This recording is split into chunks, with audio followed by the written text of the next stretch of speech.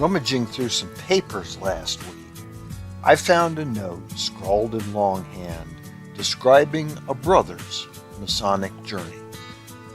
This account started with the mundane tale of a farmer who wanted to become a Freemason.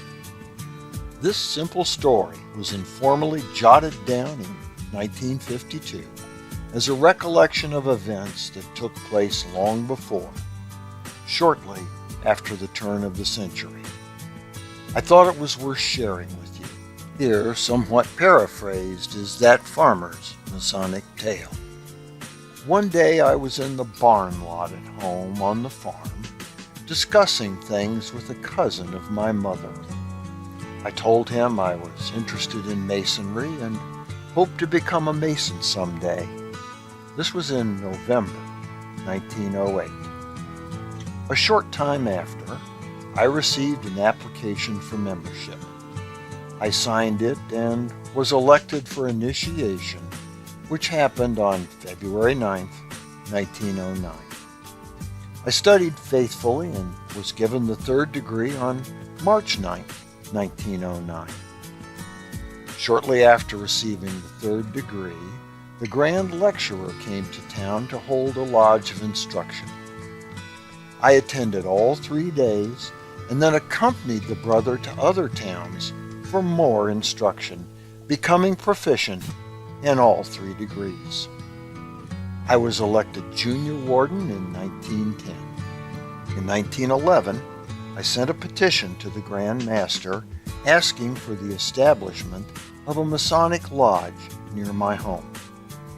A lodge under dispensation was set up with myself as master, also under dispensation, in the spring of 1911.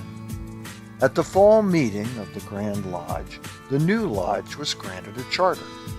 I was elected master of the lodge.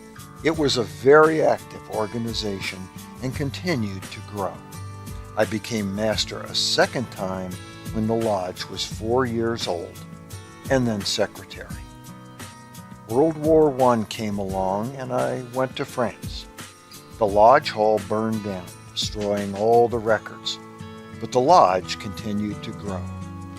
When I returned from overseas after World War I took an active interest in Masonic affairs in the whole country.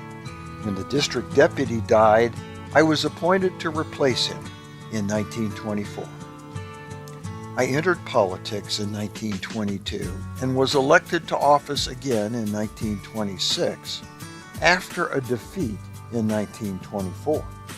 In 1930, William R. Gentry was elected Grand Master of Masons of Missouri. He appointed me to the Grand Lodge line, and in 1940, I was elected Grand Master of Masons of the Grand Lodge of Missouri. In the study of the Masonic lectures and the reading of the biblical references, I was impressed with the moral code taught by the lectures and the Bible. I always tried to live and act by this moral code. Signed, Harry S. Truman, The White House, Washington, D.C., December 31st, 1952. For the Whence Came You podcast, this is Steve Harrison with the Masonic Minute.